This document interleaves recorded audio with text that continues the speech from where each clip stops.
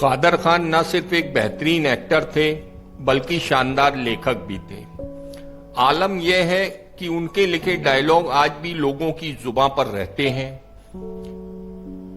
अपने जमाने के मशहूर कलाकार, बेहतरीन कॉमेडियन और उम्दा लेखक कादर खान, जिन्होंने 300 से ज्यादा फिल्मों में काम करके अपनी काबिलियत से हर किसी को अपना मुरीद बना लिया। जब भी कभी हिंदी फिल्मों के हरफन मौला कलाकारों की चर्चा की जाएगी तो कादर खान का नाम जरूर लिया जाएगा, जिन्होंने कभी विलन बनकर डराने का काम किया तो कभी कॉमेडियन बनकर सबको हंसाया भी, तो कभी सीरियस होकर पल भर में दर्शकों को रुला भी दिया। हर किरदार में अपने जीवन से जुड़े अनुभवों को मिलाकर नायाब बना देने वाले एक्टर, राइटर और डायरेक्टर कादर खान का जीवन कितने संघर्षों से भरा था, ये जानकर आपको ताज्जुब भी होगा और उन्हें सैल्यूट करने का दिल भी करेगा। एक बदनाम गली से निकलकर रूह भले पर्दे पर छा जाने वाले कादर खान की कहानी वाकई में एक मिसाल है, जिसके बारे में हमें जानना ही चाहिए। आज के इस वीडियो में हम सिलसिलेवार करके उनकी जिंदगी के बारे में जानेंगे। इस एपिसोड को हमने उनकी जिंदगी को कुछ पार्ट्स में डिवाइड किया है, जैसे उनकी इनिशियल लाइफ, फिर उसके बाद उनकी एजुकेशन, जॉब, फिर वो कैसे नाटक में आए और उसके बाद कैसे उनका फिल्मों में आना हुआ और फिर उनका अमिताभ से दोस्ती, फिर उनसे गलतफहमी। इन सारे पहलुओं पर हम सिलसिलेवार तरीके से इस एपिसोड में बात करेंगे। कादर खान की शख्सियत ऐसी है कि शायद इस एक एपिसोड में हम पूरी तरह से हर बात को ना समेट पाए, लेकिन फिर भी हमारी कोशिश रहेगी कि हम ज्यादा से ज्यादा डिटेल में कादर खान के बारे में आपको बताएं। कादर खान के पिता अब्दुल रहमान खान अफगानिस्तान के कंधार के रहने वाले थे और मां इकबाल बेगम ब्रिटिश भारत के पिशिन से थी, जो अब पाकिस्तान के बलूचिस्तान का हिस्सा है। बाद में कादर खान के पिता रोजगार की तलाश में काबुल जाकर बस गए, जहां उनके 4 बेटे हुए, लेकिन किसी अनजानी बीमारी से उनके बेटों की 8 साल की उम्र आते आते मौत हो जाती थी। जब ऐसा हादसा एक के बाद एक 3 बेटों के साथ हुआ तो कादर खान की मां डर गई और वो अपने शौहर से जिद करने लगी कि अब हम लोग इस सरजमी पर नहीं रहेंगे, लेकिन शुरुआत में उनके शौहर नहीं माने। 22 अक्टूबर 1937 में अफगानिस्तान के काबुल में जन्मे कादर खान अपने माता पिता की चौथी संतान थे, जिनके पैदा होने पर उनकी मां ने फैसला किया कि यहां की जमीन उनके व उनके बच्चों के लिए ठीक नहीं है। उन्होंने कादर खान के पिता से काबुल छोड़ कहीं और रहने की जिद की, जिसके बाद वे मिलिट्री की एक गाड़ी से भारत आ गए और दर बदर भटकते हुए आखिरकार मुंबई पहुंच गए, जिसे तब बॉम्बे कहा जाता था।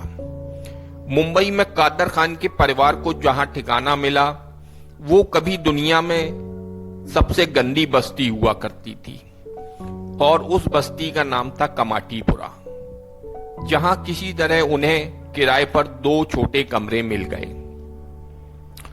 उस जगह की गंदगी का अंदाजा आप इसी बात से लगा सकते हैं कि उनके घर के एक तरफ वेश्यावृत्ति होती थी तो दूसरी तरफ शराब बना करती थी। कत्ल और गुंडागर्दी तो वहां के लिए एक आम बात थी।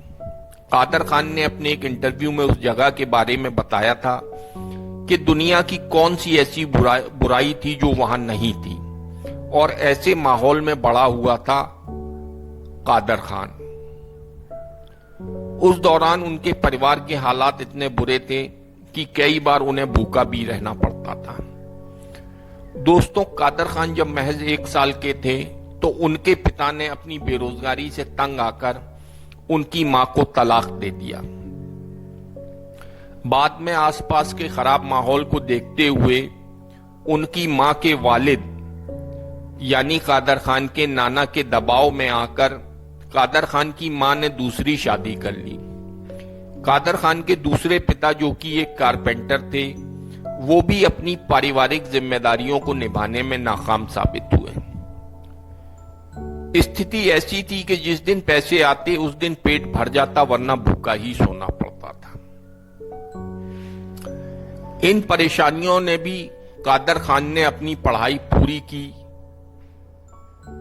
कादर खान थोड़े बड़े हुए तो उनकी मां ने उनका दाखिला नजदीक के ही म्युनिसिपल स्कूल में करवा दिया, जहां वो पढ़ाई करने लगे। इधर घर के हालात कुछ ऐसे हो गए थे कि पैसे मांगने कादर खान कभी अपने पहले पिता के पास जाते तो कभी मुंबई के डोंगरी इलाके में स्थित एक मस्जिद के इमाम के पास चले जाते। पिता से तो कोई मदद न मिलती, लेकिन इमाम साहब जो 1-2 रुपए दिया करते थे, उसी से उनके घर का चूल्हा जला करता था। बेहद कम उम्र में ही दोस्तों के कहने पर एक दिन कादर खान ने पढ़ाई छोड़ काम करने का मन बना लिया, लेकिन उनकी मां ने उन्हें रोकते हुए कहा कि मैं जानती हूं तुम कहां जा रहे हो। इस काम से तुम 1 या 2 रुपए कमा सकते हो, लेकिन इससे हमारी मुसीबतें कभी कम नहीं होंगी। मुसीबतें दूर करनी ही हैं तो बस मन लगाकर पढ़ाई करो। तुम पढ़ो और बाकी सारी मुसीबतों की जिम्मेदारी मुझ पर छोड़ दो। कादर खान को अपनी मां की बात तू बस पढ़ दिल के किसी गोशे में उतर गई। उन्होंने फौरन भागकर अपना बस्ता उठाया और स्कूल की तरफ दौड़ पड़े। कादर की मां उन्हें हमेशा मस्जिद भेजा करती थी, जहां से वे अक्सर बंक मारकर पास के कब्रिस्तान चले जाया करते थे और वहां अपने दिल का बोझ हल्का करने के लिए खूब जोर जोर से चिल्लाते और वहीं घंटों अपना वक्त गुजारते।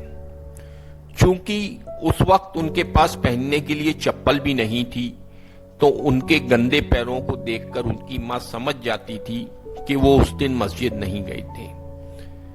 कादर खान अक्सर रात के वक्त भी कब्रिस्तान चले जाया करते थे। एक रात जब वे जोर जोर से कुछ बोल रहे थे, तभी अचानक किसी ने उनके चेहरे पर टॉर्च से रोशनी की और पूछा कि कब्रिस्तान में क्या कर रहे हो और ये क्या बोलते रहते हो।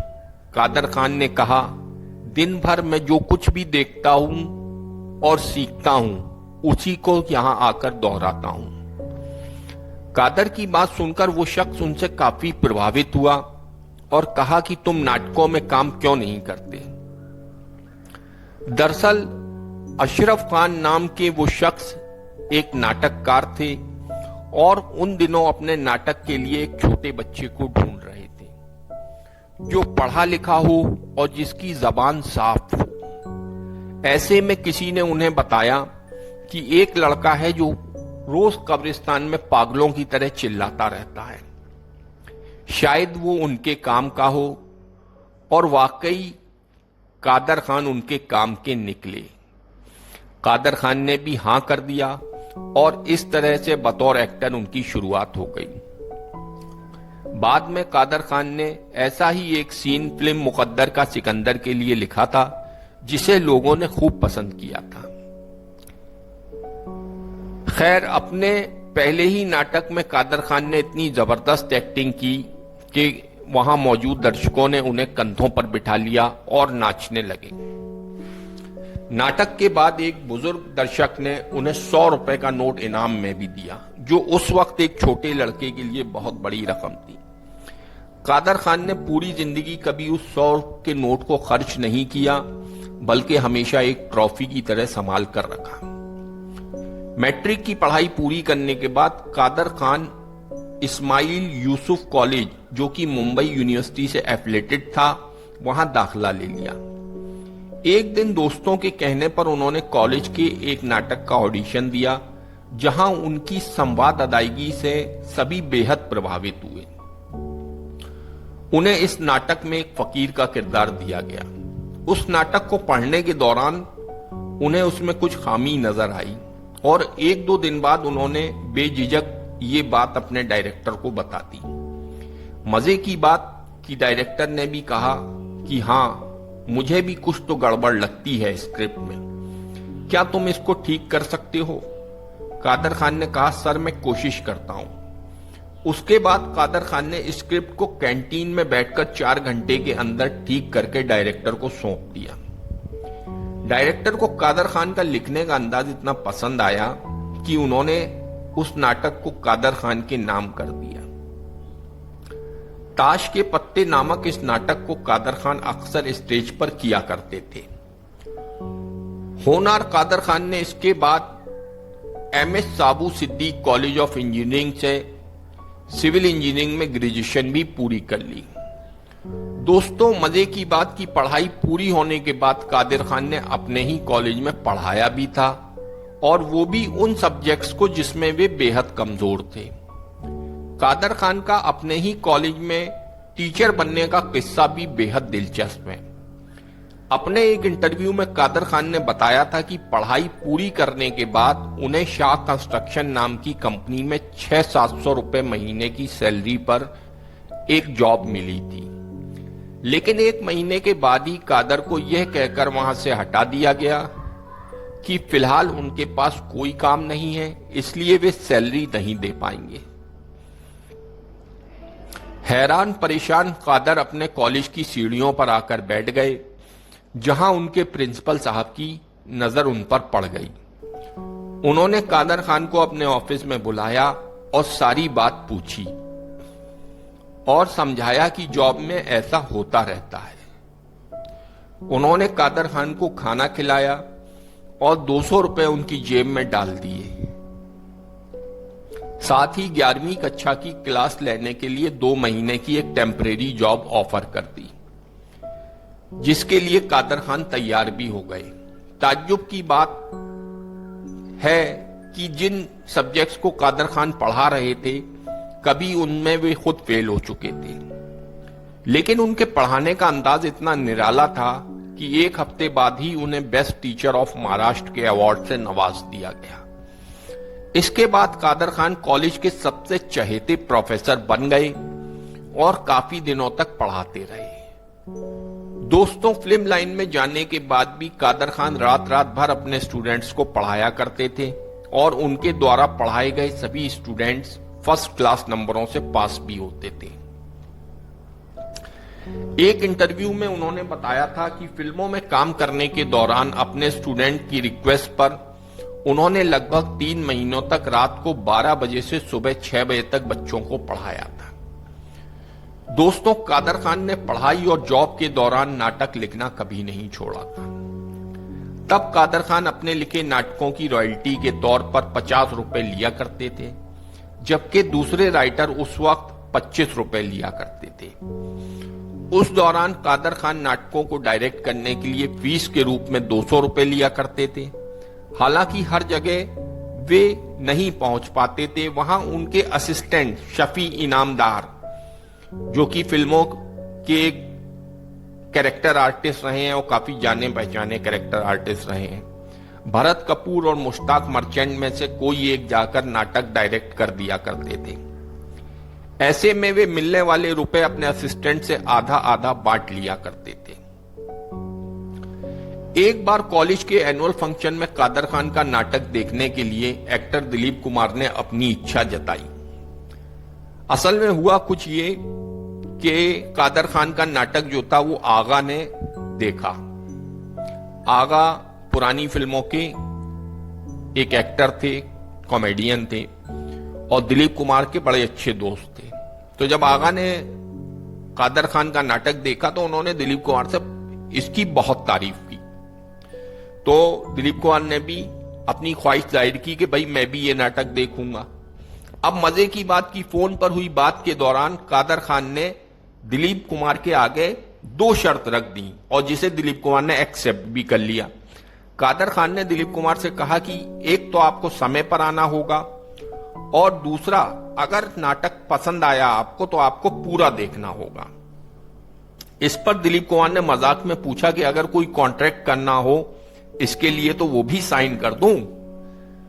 तो खैर, दिलीप कुमार ने पूरा नाटक देखा और कादर खान से इतने इंप्रेस हुए कि उन्होंने अपनी अगली 2 फिल्में के लिए उन्हें साइन भी कर लिया और उन फिल्मों के नाम थे सगीना महतो और बैराग। हालांकि बतौर एक्टर कादर खान की शुरुआत साल 1973 में आई राजेश खन्ना की फिल्म दाग से हुई थी और ये दोनों फिल्में बाद में आई थी। दोस्तों, कादर खान एक बेहतरीन एक्टर थे, लेकिन उन्हें बतौर राइटर लोगों ने पहले नोटिस किया था। एक बार मुंबई में एक ड्रामा कंपटीशन आयोजित हुआ जिसमें उनके कॉलेज के लड़कों ने उन्हें पार्टिसिपेट करने को कहा।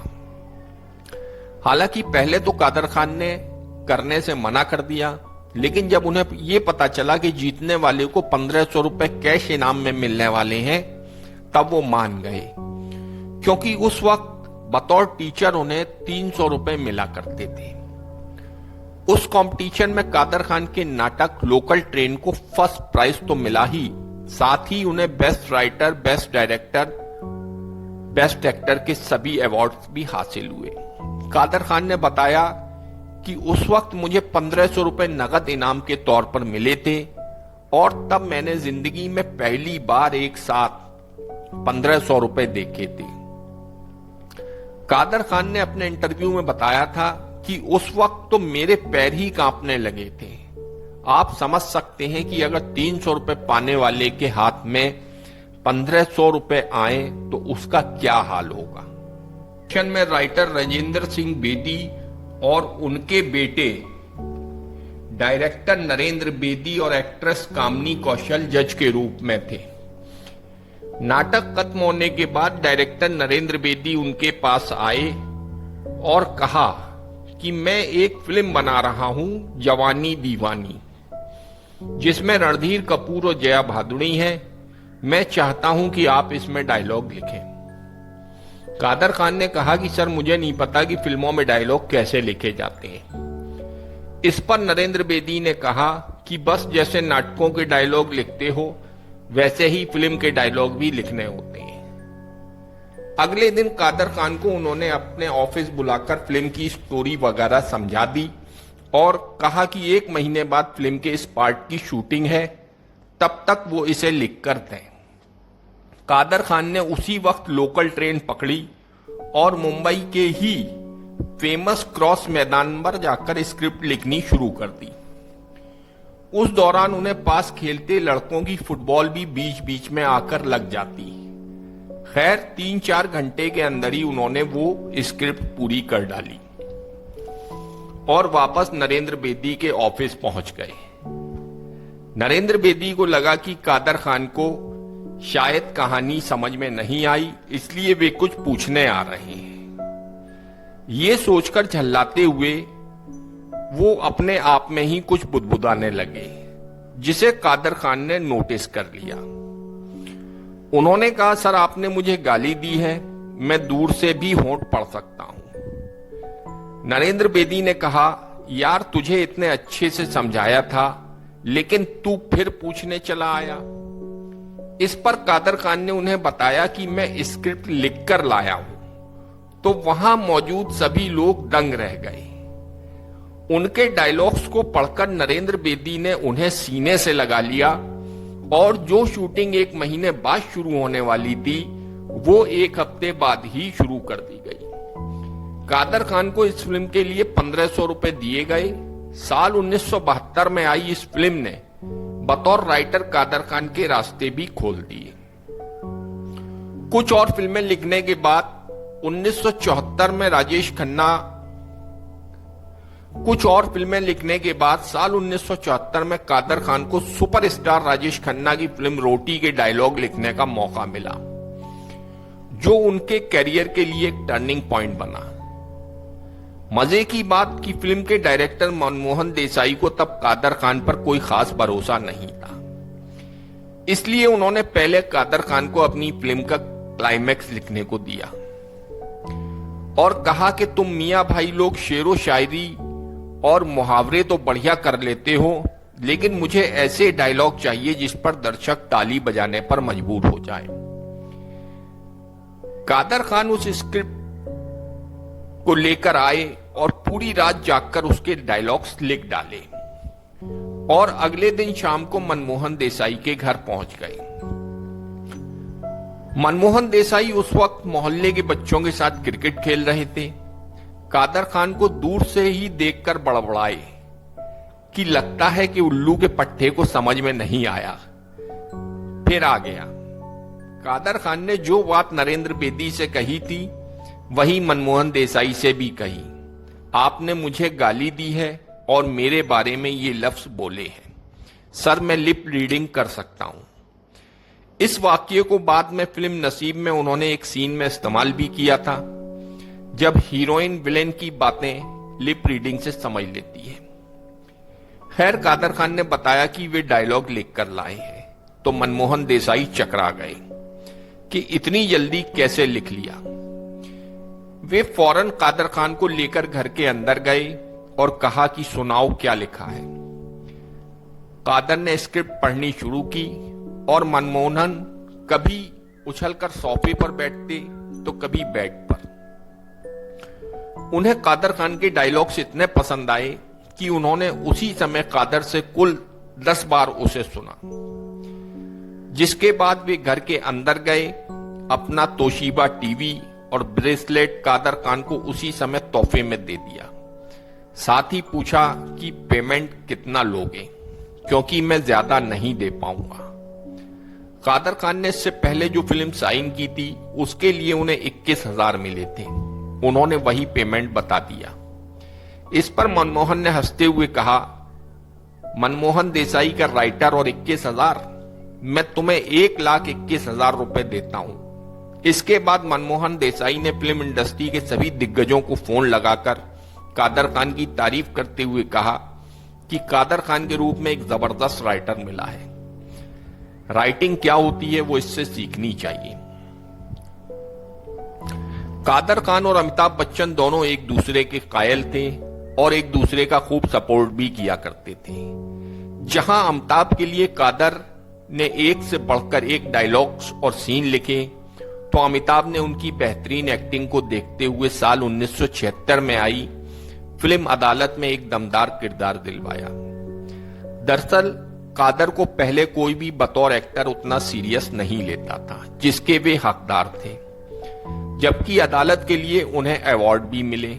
उसी दौरान कुछ दिनों पहले ही अमिताभ के साथ उनकी एक और फिल्म रिलीज हुई जिसका नाम था खून पसीना, जिसके बाद वो हिंदी फिल्मों के एक दमदार विलेन बन गए।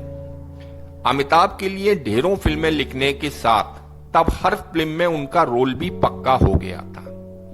अदालत, सुहाग, मुकद्दर का सिकंदर, परवरिश, 2 और 2 5, याराना, नसीब और कुली जैसी दर्जन भर कामयाब फिल्मों में दोनों ने लगातार साथ काम किया। एक्टिंग के अलावा कादर खान ने अमिताभ की अमर अकबर एंथनी, सत्ते पे सत्ता और शराबी जैसी फिल्मों के डायलॉग्स भी लिखे। साथ ही अग्निपथ और नसीब जैसी फिल्मों के स्क्रीन प्ले भी लिखे।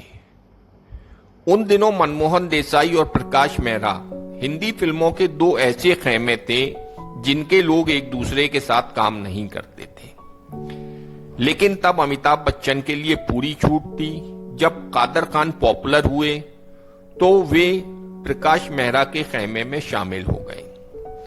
लेकिन इस बात की खबर मनमोहन देसाई को लग गई। उन्होंने कादर से पूछा तो कादर ने कहा कि मैं अमिताभ के साथ उनके कहने पे चला गया था। तब मनमोहन देसाई ने कहा, अच्छा अमिताभ के कहने पे गए थे तो कोई बात नहीं। दोस्तों, कादर खान अमिताभ बच्चन को लेकर खुद भी एक फिल्म बनाना चाहते थे, लेकिन उनकी ये तमन्ना कभी पूरी नहीं हो पाई। बीबीसी से हुई एक खास बातचीत में उन्होंने बताया था कि मैं अमिताभ बच्चन, जया प्रदा और अमरीश पुरी को लेकर जाहिल नाम की एक फिल्म बनाना चाहता था। उसका निर्देशन भी मैं खुद करना चाहता था लेकिन खुदा को शायद कुछ और ही मंजूर था। कादर खान ने बताया कि इसके फौरन बाद फिल्म कुली की शूटिंग के दौरान अमिताभ बच्चन को जबरदस्त चोट लग गई थी और फिर वो महीनों अस्पताल में भर्ती रहे। अमिताभ के अस्पताल से वापस आने तक मैं अपनी दूसरी फिल्मों में व्यस्त हो गया और अमिताभ बच्चन राजनीति में आ गए। के बीच आई इस दूरी को और बढ़ाने का काम किया दक्षिण भारत के एक प्रोड्यूसर ने, जिसकी एक तरफा बात ने कादर और अमिताभ को पूरी तरह अलग कर दिया। अपने एक इंटरव्यू के दौरान कादर खान ने बताया था कि दक्षिण भारत के एक प्रोड्यूसर ने उन्हें अपनी फिल्म में डायलॉग राइटिंग पर बात करने के लिए बुलाया था। उसने कादर खान को कहा कि आप जाकर सरजी से मिल लो। इस पर कादर खान ने पूछा कि ये सरजी कौन है। उस निर्माता ने अमिताभ बच्चन की ओर इशारा करते हुए कहा कि क्या आप सरजी को नहीं जानते। इस पर कादर खान ने पूछा कि ये सरजी कौन है। उस निर्माता ने अमिताभ बच्चन की ओर इशारा करते हुए कहा कि क्या आप सरजी को नहीं जानते। कादर खान ने यह सुनते ही उस निर्माता से पूछ लिया कि ये सरजी कब से हो गए। मैं अमिताभ को अमित कहकर ही बुलाता हूं और दोस्तों को, घर वालों को कभी भी इस तरह से संबोधित नहीं किया जाता है। कादर खान वहां से चले आए और इसके बाद दोनों की दोस्ती में दरार भी आ गई। हालांकि ये दूरी कुछ ही दिनों की थी, लेकिन लोग आज भी इस बात को मिर्च मसाला लगा के सुनाते हैं और कादर खान के पुराने इंटरव्यूज दिखाकर इसे ताजा करते रहते हैं। जबकि बाद में दोनों के बीच सब कुछ सामान्य हो गया था। तब अमिताभ की तारीफ करते हुए कादर खान ने कहा था कि वे एक संपूर्ण कलाकार हैं। अल्लाह ने उनको अच्छी आवाज, अच्छी जुबान, अच्छी ऊंचाई और बोलती आंखों से नवाजा है। जब कादर खान ने लंबे अंतराल के बाद अपनी वापसी की बात की थी, तब अमिताभ बच्चन ने ट्विटर पर इसकी जानकारी देते हुए उनका स्वागत किया था और लिखा था कि कादर खान अच्छे सहयोगी, लेखक, मेरी कई सफल फिल्मों में सहायक, एक लंबे अंतराल के बाद फिल्मों में वापसी कर रहे हैं। कादर खान बतौर विलेन जितने हिट रहे, उतने ही वे कॉमेडियन और कैरेक्टर एक्टर के तौर पर भी पसंद किए गए। कादर बताते हैं कि विलेन के रोल ना करने का फैसला उन्होंने अपने परिवार और अपने स्टूडेंट्स की वजह से लिया था। दरअसल कादर खान के बेटों को स्कूल में अन्य स्टूडेंट्स चिढ़ाया करते थे कि वे विलेन के बेटे हैं। यहां तक कि एक बार उनके बड़े बेटे का इस चक्कर में किसी लड़के से झगड़ा भी हो गया था। इधर कादर खान की पत्नी भी उन्हें फिल्मों में विलेन बनने से रोकने लगी थी। इतना ही नहीं, उनके कॉलेज के स्टूडेंट भी उन्हें पॉजिटिव रोल करने के लिए दबाव देने लगे थे। बतौर कॉमेडियन कादर खान पहली बार जितेंद्र श्रीदेवी की 1983 में आई सुपरहिट फिल्म हिम्मत वाला में नजर आए थे। इस फिल्म में उनके द्वारा निभाया गोपाल दास नारायण दास का कॉमिक किरदार दर्शकों ने इतना पसंद किया कि इसके बाद वे जितेंद्र की कई फिल्मों में कॉमेडी करते नजर आए। उस दौरान अगर वे विलेन बनते भी थे तो उसमें कॉमेडी का टच जरूर रहता था। धीरे धीरे कादर खान बतौर कॉमेडियन मशहूर हो गए। एक दौर तो ऐसा भी था जब कादर खान कई हीरो से ज्यादा लोकप्रिय थे और पोस्टर पर उनके चेहरे को ही हाईलाइट किया जाता था। शक्ति कपूर असरानी और अरुणा ईरानी के साथ उनकी जोड़ी को दर्शकों ने खूब पसंद किया था। 90 के दशक में गोविंदा की फिल्मों में भी वे खूब नजर आए। कादर खान 90 के दशक तक सक्रिय रहे थे और उसके बाद के 2 दशकों तक भी वे चुनिंदा फिल्मों में नजर आते रहे थे। कादर खान ने लगभग 44 वर्षों के फिल्मी कैरियर में 400 से ज्यादा फिल्मों में एक्टिंग की है। आखिरी बार वे 2015 में आई फिल्म हो गया दिमाग का दही में नजर आए थे। राइटर के तौर पर बात की जाए तो कादर खान ने 250 से ज्यादा फिल्मों के संवाद लिखे थे। 90 के दशक तक आते आते कादर खान ने लिखना तो कम कर दिया, लेकिन बतौर एक्टर वे डेविड धवन की फिल्मों में दिखाई देते रहे। हालांकि तब भी अपने डायलॉग वो खुद ही लिखा करते थे। अवार्ड की बात करें तो कादर खान को साल 1982 में मेरी आवाज सुनो के लिए और साल 1993 में अंगार के लिए बेस्ट डायलॉग राइटर का फिल्म फेयर अवार्ड मिला था।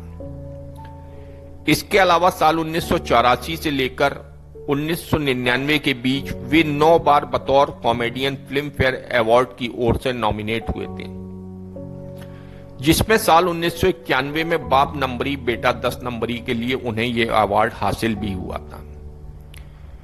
कम लोगों को ही पता होगा कि कादर खान ने फिल्मों में काम करने के दौरान ही 4-5 सालों तक पढ़ाई कर हैदराबाद के उस्मानी यूनिवर्सिटी से अरबी भाषा में एमए भी पूरा कर लिया था, जिसके बाद उन्होंने बहुत सी इस्लामी किताबों का अनुवाद किया और विद्यार्थियों के लिए आसान भाषा में कई गाइड्स भी लिखी थी।